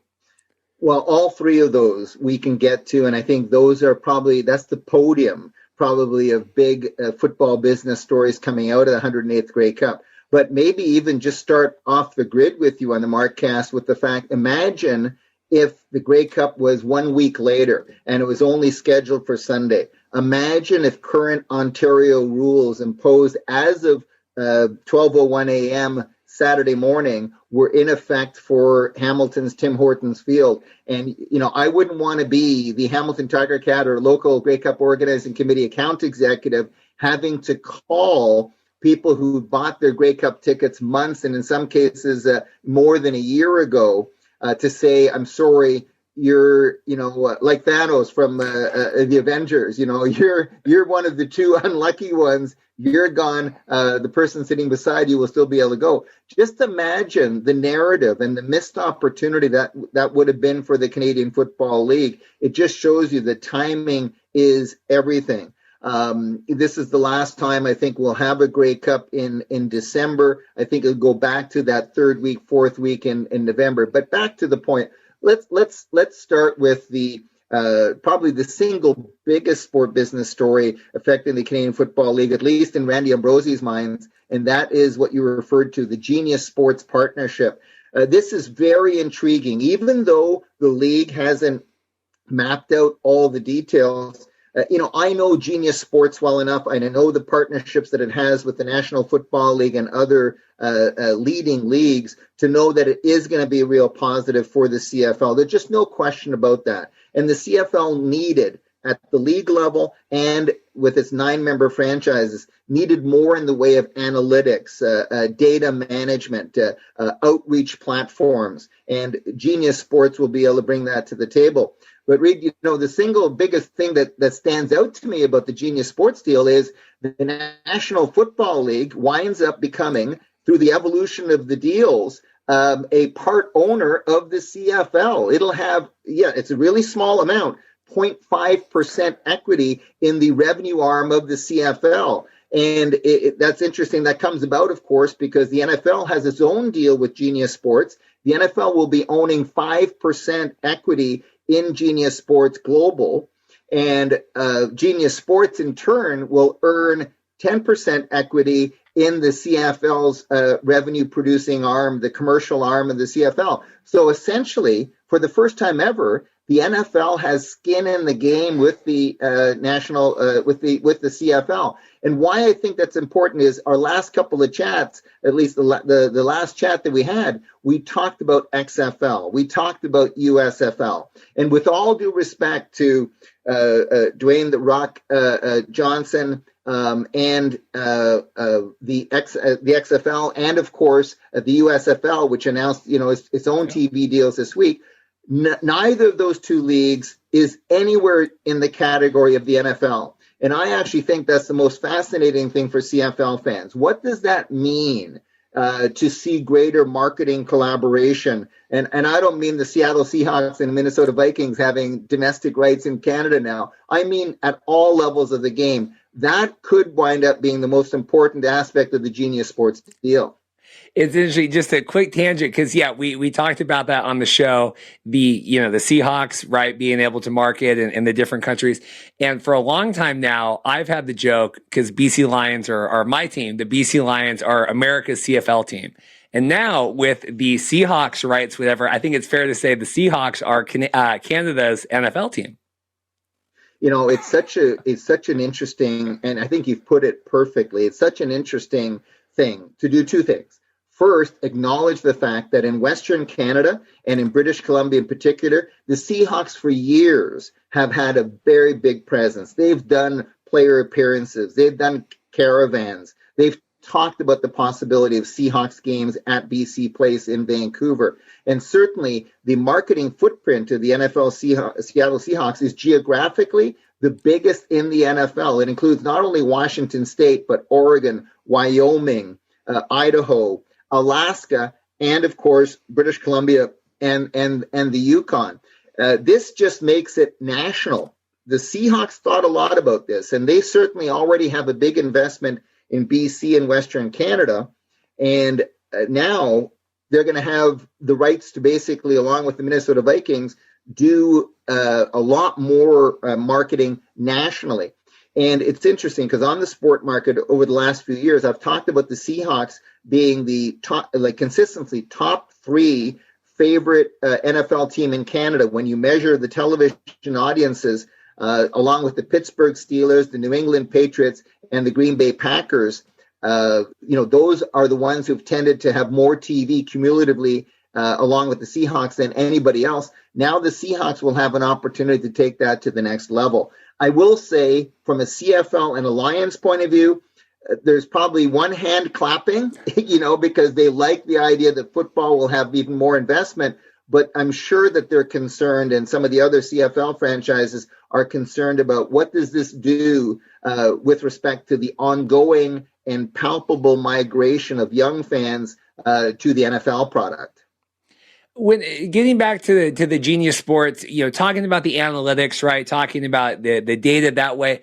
I've had a lot of people. We have a lot of listeners that really research Redbird, right? And they thought that part of the whole XFL, CFL talking had to do a lot with the work in analytics that Redbird is trying to do, and now they're getting involved in hockey, right? With the Penguins, I believe. And so, is this, with CFL now being with Genius and like their kind of, they have the ownership now, is that CFL kind of taking those talks to the next level, but then having ownership in it now because they're like, Genius is investing in their league, like we don't have to share this work that we're doing with the XFL anymore?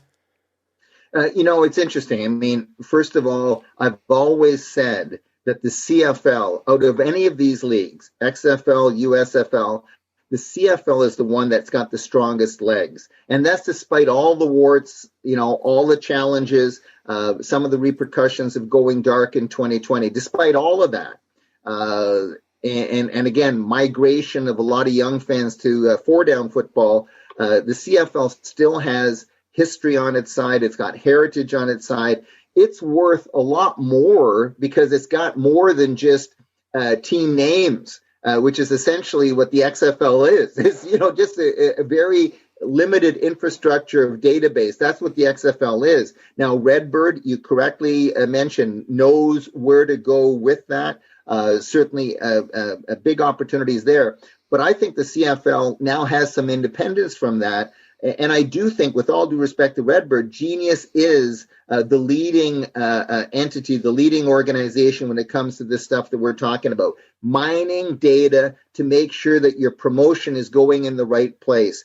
And I think it's going to be very both refreshing, but also humbling for the CFL to go through this, because it will show what it has to do to reach younger fans. And it'll help the CFL get to those younger fans. So from that perspective, the CFL, I don't think ever needed the XFL. That's my personal opinion. I do think the notion of collaboration is still an interesting one. But I think there's so many moving parts there. You got to go with what you know. And that is the CFL being a longstanding Canadian institution and tradition. And the Grey Cup, 108 presentations later, is even bigger than the CFL. I mean, the Grey Cup as a brand is even bigger than the CFL. You don't want to settle for anything than second best. And I do believe Genius Sports is the best at what they do. So will it have an immediate impact? I think so. But will the full gravity of the database mining, the fan engagement protocols, again, just much more strategic alignment of where you're advertising, who you're selecting for your halftime games, and from some of the video music accompaniment, how else do you define the CFL experience to make sure that for 18 to 34s, it's a good Friday night out? Those are all the things that Genius Sports will give the CFL much more capacity, in my view, than it's ever had before. And I think the interesting thing is what it does to the TSN and RDS partnership, because they've got to be welcoming this. And for all that we've heard the talk of Maple Leaf Sports and Entertainment really thinking the XFL was sexy and wanting to partner that way, MLSE and the top executives there who have realized how much of a challenge it is to make the CFL relevant in Toronto, they have to be heartened by the fact that they'll have these analytics and this data mining company with them. I think it helps everybody. All boats float with the CFL. Excuse the Argos pun there. But I do think it's a significant deal that way. I don't want to sound like a broken record or a skipping CD or a faulty MP3 file, whichever your context is. But I still think the biggest question mark and the biggest intrigue for me is, what does this mean for the relationship between the NFL and the CFL? And I'll tell you, it's ironic that the NFL announces its international home marketing territories just a few days after the Grey Cup. They certainly didn't want to spoil any of the thunder before the 108th Grey Cup in Hamilton, but they did it afterwards. And certainly, on the one hand, okay, this is incursion, and for sure it is, but we're also in a free market economy, and the best leagues, operate with, that understanding of a free market economy. NFL, of course, antitrust legislation, they've had it on their side over the years. But I do think, watch what happens if it leads to more collaboration, more discussions between the CFL and the NFL. I do think the two leagues can work together more effectively, whether or not both are playing 4-down football or whether the CFL continues to play with 3-down football or other rule adjustments to align itself more with the American game. The thing that to me that's interesting, getting their hands right on these analytics, on this data. We talked a lot over the summer about C218, right, and the single game sports betting. And it's like the idea of having access to something, right, and then knowing what to do with it, right? Like the CFL now, okay, we can do single game sports betting, but do we know what to do with that right now? Okay, we have this data from Genius. I think the CFL has had to know that they've had to market to younger people for a while now. So, I don't know what is getting this more data, like you said, fine tuning advertising spends, but what are they actionable stuff can we expect them to actually do from this? Well, you know what? I think that remains to be seen. What they do a lot of, though, Reed, is exactly what you just said. They'll align marketing and messaging with audiences that are predisposed to it. They will not waste money marketing uphill, so to speak. They'll be very, very focused. And as I said, that will help the CFL. That'll help the current 9-member franchises. That'll help TSN and RDS. It'll help major corporate partners of the CFL. Everybody will benefit from this more strategic approach to target marketing. And I do think, as the oldest fan base in Canada, the CFL needs that alignment to make sure that it's replenishing its departing fans with new fans coming, through the pipeline. Here's one thing that has occurred to me over these past few days. And listen, this is not meant to be a paid political announcement, but I'm among those who believes that the Vanier Cup, as an example, should be held during the Grey Cup Festival. I really feel strongly about that. I've seen it twice now in Toronto and in Vancouver at BC Place, and it was such a perfect fit, playing the Vanier Cup as the Canadian University Championship, the U Sports Championship, on a Friday night, leading into the Grey Cup on the Sunday. I think it makes so much sense, both short, mid, and long-term marketing, because you're promoting some of the Canadian faces that you'd hope would be in the CFL for years to come. Right now, a lot of fans hear about those names for the first time at the CFL draft. And so if you go a little bit further with that and create year-round partnerships between the CFL and U Sports and U Sports football, along with community college football, along with Canadian Junior Football League, along with possibly a high school championship, you could have a week-long celebration of all these national championships, the full vertical of football in Canada. And that is where I think Genius Sports in other ways is going to go. They're going to talk about how do we leverage at the grassroots level the people who care about us most. How can we get word of mouth marketing from people who are ardent lovers of three-down football and ardent lovers of the CFL? And so, again, that concept of a Grey Cup Festival, I think that's one of the strategies that comes out of the partnership with Genius Sports, is building a stronger pipeline to people who care about the sport so that you can have more of a chance to position it as something that's cool. And we saw, again, last Sunday at Tim Hortons Field, a great product from the opening kickoff to the end of the overtime, the Arkells in between. It was all solid stuff. And I will give the CFL and the Arkells credit, just as a quick sidebar, Reid. I actually thought the way they opened up, in the end zone there, walking forward on the field, was one of the smoothest openings that I put, even the best Super Bowl of entries would be in tight company against it. So, full credit to the Arkells and the work that they put in on that side. But that's the kind of stuff that I think Genius Sports will do, is make the CFL much more strategic, keep Randy Ambrosie as commissioner focused on where the league can get the biggest return for investment. That's not a criticism of CFL 2.0, because there is a problem in the urban centers of the CFL. But it is about doing the right things first, building a stronger base, and then maybe working out from there into Mexico and Europe and other countries.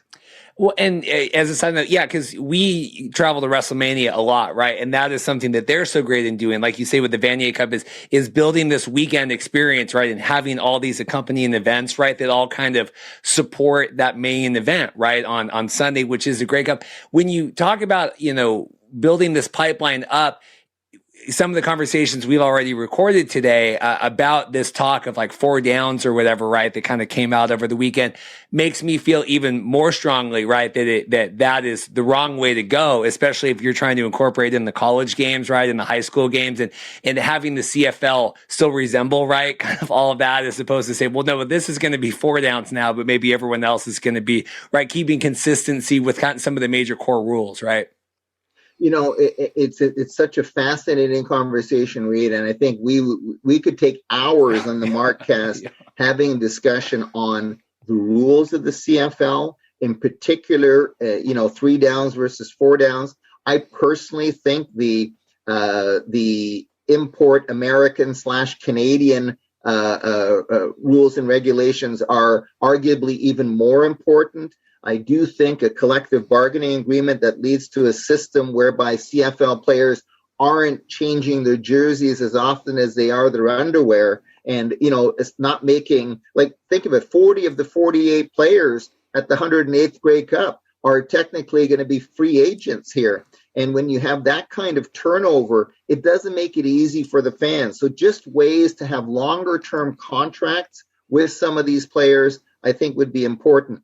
On your question of 3 downs versus 4 downs, I know how polarizing that discussion is. I know how proud a lot of CFL fans are, and they'll swear by the rules and the product of the CFL and prefer it to NFL football or any of the other American levels of football. But keep in mind, here in Canada, some of the jurisdictions have gone to 4 downs, and it's not as if 4 down football is foreign.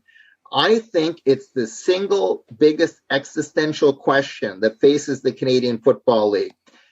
Is it the CFL because of 3 downs, or is it the CFL because of other elements? And I know that that's oversimplifying, but I think it will be a big question. And I do think you can get closer to the NFL or any of the American leagues without necessarily abandoning 3 down football. But I do think it's going to be an interesting thing to watch, because I think you either have to be, in my opinion, all in Canada with 3 downs, and then understand what that does to develop a certain kind of player who can find a home in the NFL, as we've seen more and more Canadians finding jobs and excelling, including Laurent Duvernay-Tardif as an example from 2 years ago with the Kansas City Chiefs.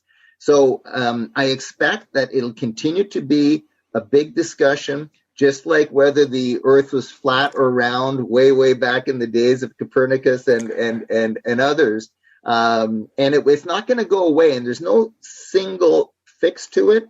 I think most CFL fans, if they had a choice between the down and keeping this level of professional football in their home market, they would choose to find a way to keep, professional football, keep the Rough Riders in Regina, keep the Bombers in Winnipeg, et cetera, et cetera. Having said that, I know a lot of people feel very, very strongly that 3 down football should be here to stay. Without taking up too much of your time, because this has been fascinating discussion so far, I do want to hit on the revenue sharing, before we let you go. Big announcement there, right? We don't have a lot of details yet, and even when pressed on it, Ambrosie, and even with the Genius Sports, these are decisions that are outside of kind of my purview. Thoughts on that and trying to balance out? I mean, we even had discussions on our live show from Grey Cup over the weekend, balancing $12 million in loss from the Argos with $300,000 in profit from the Rough Riders. That's the big thing. Like, I have to admit, out of all the stories coming out of the Grey Cup, that's the one that's going to be tested fastest and foremost. And that is, how do you sell revenue sharing for any period longer than the short term to teams like the Saskatchewan Rough Riders and the Winnipeg Blue Bombers and the Edmonton Elks, those 3 fully community-owned franchises. And they're the Green Bay Packers, each of them, of the CFL. Small markets, relatively speaking, to the Montreals, Torontos, and the Vancouvers, but certainly robust markets, the biggest markets on the commercial side of the game. Just witness television audiences. You look at all the numbers north of 800,000, 750,000 in almost every one of them. Either the Winnipeg Blue Bombers or the Saskatchewan Rough Riders, especially the Rough Riders, are there. Last game of the the playoff game, Calgary against Saskatchewan, was over 1 million. That was a tribute to just how strong that market is. So now you're asking these community-owned teams to potentially subsidize a team like the Toronto Argonauts, who are owned by the richest sports and entertainment company in the country and one of the top 5 in North America. That can last for a short period of time for the love of the game and for the good of the game, because the Rough Riders and the Bombers have to have other franchises to play against in order for there to be a league. But I think it's going to require elegant salesmanship, some fancy footwork, and I also think there has to be a pathway to it not being required anymore. This can't be ad nauseum, because imagine some of the issues around the Argos, as an example, maybe not spending to the max of the CFL salary cap, trying to take the revenues in, but not really doing what they need to do to improve the product. Oh, absolutely. Having the rules in place, right, or making sure, that the revenue is put back in the league and not taken out. It's going to be something. And I guess it's one of those things, you don't get the details, but it's like, how do we analyze it? Right. Except it leaves people with a lot of questions when you don't provide the details. Well, yeah, and that's maybe just our closing comment as the fire alarms and the phones are going off here at Markcast Central. I do think that, and this is just based on my experience in professional sport over the years, the best media announcement is one that is definite, like, basically saying, here are the details. Not to say that there isn't room for a future considerations type release from time to time, but I do find that the Genius Sports deal would have had even more impact to people beyond the geeks like you and me kind of thing if it had been laid out in proper fashion. You have some of the top journalists in the country not understanding what Randy Ambrosie was trying to present, and it's just because he wasn't able to provide anything but the macro outline of the deal. And on things like, the other issue that you just mentioned in terms of revenue sharing. What does it mean? What are the terms? I think that there needs to be a better job of tying up those loose ends before you're going to market with them. 30 seconds on TV Grey Cup ratings before I let you go. Yeah, very, very quickly, Reed. I mean, I was both disappointed and surprised. I thought on the basis of the Western and Eastern divisional finals that it was tracking to go well north of 3 million, maybe to 3.25, 3.5 million. But it winds up with TSN and RDS being at 3.1 million, the lowest rated Grey Cup in history. Ever since 2010, when that February of 2010, when the New Orleans Saints won the Super Bowl against Peyton Manning and the Indianapolis Colts, every Super Bowl since then, it has become Canada's biggest television event each year. Up until 2010, it was the Grey Cup, and the Grey Cup was doing 6 million and change. Now, those numbers are only held by the Super Bowl, especially in non-sim sub years, where you've got everybody focused on the Canadian television channels. You've got typically 7, 8, 9 million. That's for the Super Bowl. The CFL now is sort of 1/2 to 1/3 that. So there's definitely some disconcerting numbers there, but the environment has changed so much. There's more people, more young fans watching the NFL in 2021 going into 2022 than there were in 2010, that's for sure. Well, Tom, you've been so gracious with your time. I so appreciate it and everything going on and taking the time today. Thank you so much. Like I said, I couldn't think of a better person to come on and kind of give some, really deep analysis about this, really deep. So thank you so much for your time. Hey, always a pleasure, Rita. And to you and the Markcast team, keep up the great work. You've done such a wonderful job in presenting a lot of alternative takes on the CFL in particular and football in general. So really appreciate it. We'll talk to you again real soon. All right, welcome back. I want to thank Ed Tait, Tim Baines, and Tom Mayenknecht. Mayenknecht, yep. Oh, there we go. I got it right. I got it all right there. I'm very proud of myself. Want to thank them for their time and talking the post CFL postseason, basically, and where things are going from here. So, moving on. Yeah, just to hop on this. So USFL this week officially announced what we've known for a month now, which is always funny. Like this, and you get these like sports business journal. We had Roy on the show like a month ago. He had the proposal in hand and he's like, well, there's going to be 8 games on this or 12 games on this, whatever, reading off the TV proposal. But now it's official. So I guess now people care about it, even though if you listen to our show, you knew this like a month ago. But they finally announced like the TV deals that we've known. Very cool stuff to see. They're going to have Fox Sports going to carry 22 of the 43 games with 12 on Fox itself, 10 on FS1. NBC Sports is going to be the other 21 games, 8 on NBC, 9 on the USA Network, and 4 on Peacock. So good little span of like TV time this league is getting. It's going to be interesting to see where XFL lands after all of this, assuming this is a multi-year deal. Yeah, so we have some quotes down below here. Yeah, big standouts. It is multi-year. There, it says. So we have a quote from John Oran of the Sports Business Journal. It says the deal runs for 3 years and involves a rights fee.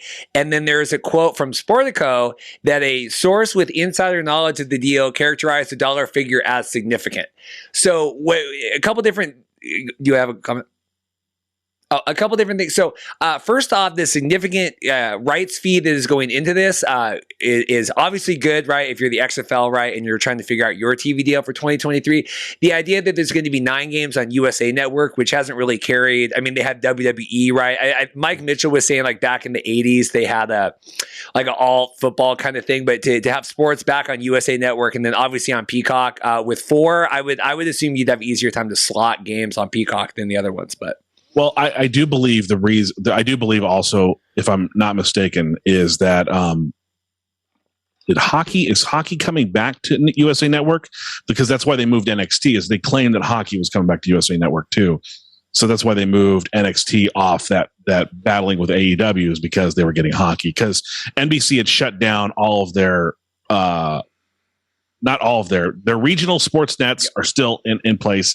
Their national one was shut down, so they were using USA as a place to show sports stuff. That's why, hence, you get some games on USA Network from this USFL deal. Yeah, there were some comments online like, well, why would one network like sell content to another network? Like I said, I'm like, because money. Yeah, because money. And that's the thing. Like, people don't understand. Like, what TV channel was Scrubs on? And ABC. What network? ABC. No, NBC. It was on NBC. Okay, but ABC produced it. This happens all the time, where like a TV studio will produce a show, like NBC. I guess what was NBC was they ordered the Mindy Project, the Mindy Kaling show that was on. Yeah. They ordered that. And then after like 1 or 2 seasons, they cancel it. And Fox is like, well, we're producing it anyway. We'll just put it on our air. This happens all the time where, different studios and different companies will produce something and then just sell the content or, license the content elsewhere. This makes total sense. Yeah, a couple other notes. We still haven't announced the Birmingham of it all. So they said this is in the press release. They go, where will the games be played? In the inaugural season of the USFL, all 8 teams will play in one location, which will be announced soon. In the future, the USFL expects teams to play in their own markets. I'm like, there must be, and Mark had a story this week with NewsHub that like they're still trying to finalize financing there. I mean, that must be the only reason they haven't officially announced, but I don't get what the big secret is with that. Like, we all know it's Birmingham, but they haven't. That's all from leaked people and not from actual press releases. This is concerning that they haven't nailed down all their financing, given that we're like months, let alone weeks away from this. 4 months. Yep. Listener Max is very concerned about marketing. I go, well, it's a week before Christmas. I think January 3, big marketing push, right? What is that first Monday after the new year? Like the 3rd or the 10th? I think it's like big on Fox promoting USFL. Like, you're not going to waste marketing dollars right now headed into Christmas. Nope, definitely not. So I just had a couple other notes. We'll get into the TV deal. They had a quote. So this was from Streamable. They had, we haven't heard much about so this was their article. We haven't heard much about the USFL's rebooted, but CFO Steven Tomsic offered some insights. Mark touched on this a little bit. I want to get your thoughts on this. During the UBS Global TMT virtual conference, he was asked about the USFL and how things were going. This is what we think. It's an absolutely consumer demand for spring football. It's not meant to be a competitor to the NFL, obviously, but serves a few purposes for us. One is it builds another sort of sporting property for us in the spring. The other piece is that we own it. And so the benefits of we don't rent the asset, we rent virtually all of the other sporting businesses so that we have the rights for. We will own this. If it is successful, it will become a potentially a very, very lucrative asset for us. Lastly, it is another asset that becomes quite interesting for us from a sports betting perspective. I mean, it's kind of smart where, you have so many companies now that are producing content, and to actually, own your own content and never have to license it. Because, I mean, it's like you license content after a certain amount of years, you can't use that license anymore. It's very similar. This kind of model where they're owning the content is very similar to what record companies are doing now. Like, for example, Sony just paid $500 million for Bruce Springsteen's catalog. The record business as we know it, as we grew up knowing it, is changing to where now the record companies are getting more into licensing songs as opposed to distributing and producing songs. Now they're just like, we're going to license your songs out. we're going to pay you this amount of money. But this is basically the same thing in a certain way where they're just like, well, no, we're going to buy the content outright and not have to pay you any fees to license this stuff. So it's kind of a new business model that some of these TV companies are going into. Yeah. The interesting thing, so we had our big interview last week, remember, the sports betting with Ed, what was his name?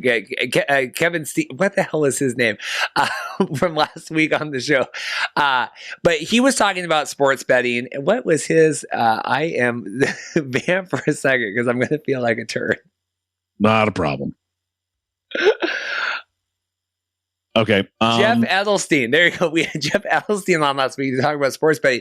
But the article about this, talking about the USFL, was basically saying how sports betting is so lucrative that Fox and the USFL could basically be creating this just to drive people to like the Fox sports betting platform because they get so much, so much revenue or whatever off of those deals that they have, that basically, besides the TV viewership they're trying to get with this league, that the sports betting component of it, which Jeff talked about last week before I went to Canada, which is why I have my brain fog, they really could be creating this league like just to be able to leverage more sports betting with the Fox platform.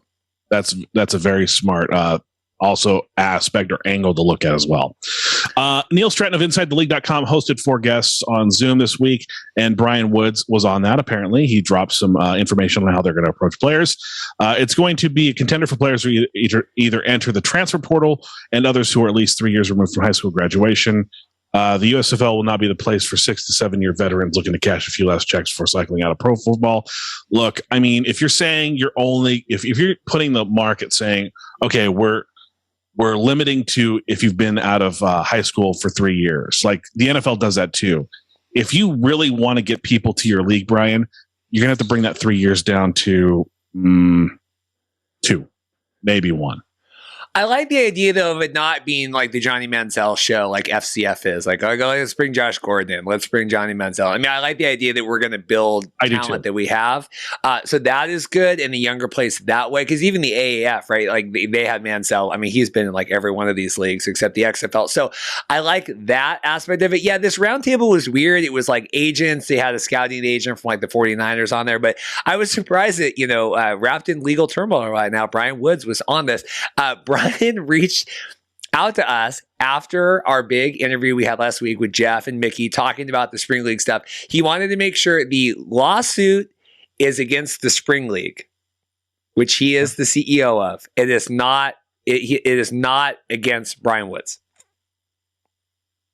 Okay. I think we're dividing rabbits, as Will Purvis would say, splitting hairs. They're suing the Spring League. I mean, I know legally, semantically speaking, they're suing the Spring League. Okay, we'll leave it there.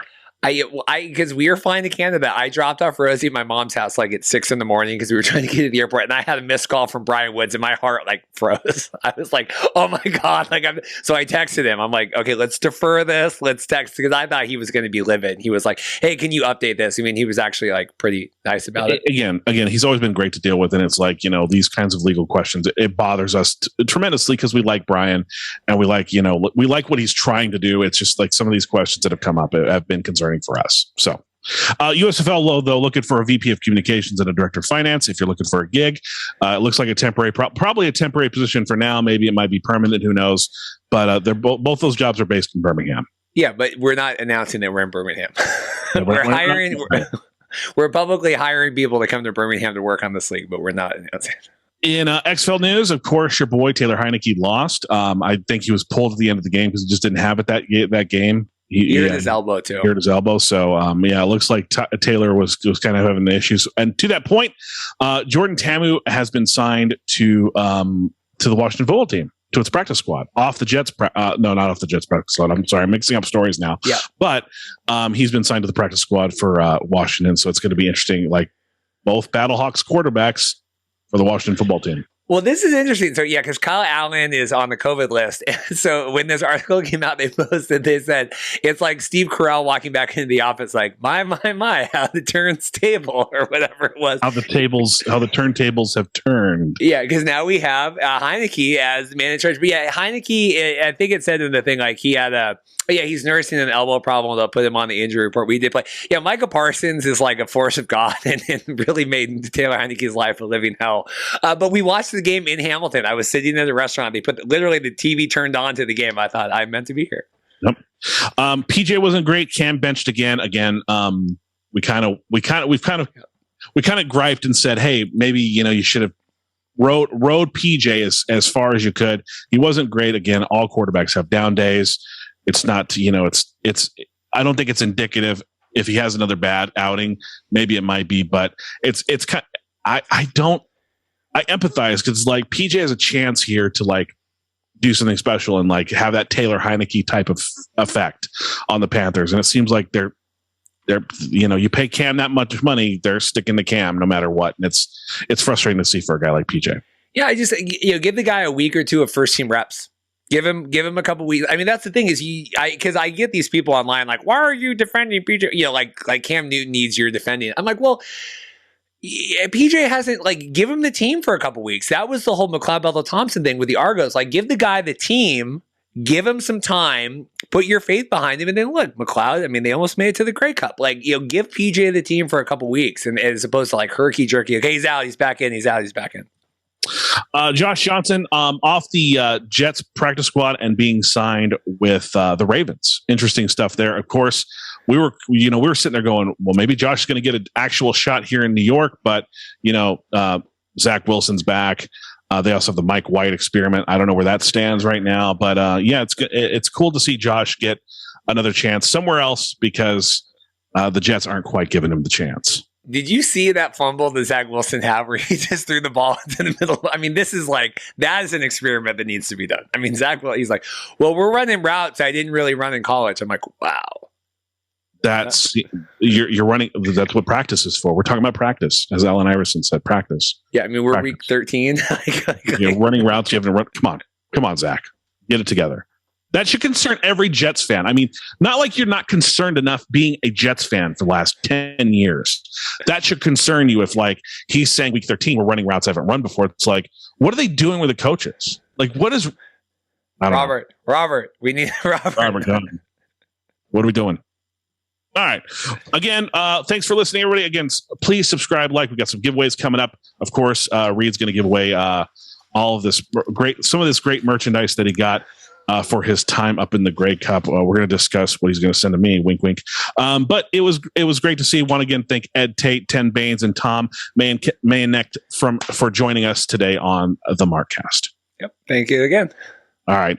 Again, what's the merch link? Markcast.com/merch. Markcast.com/merch. Please buy some merch. Support your boys, and we'll see you here next week. Thanks.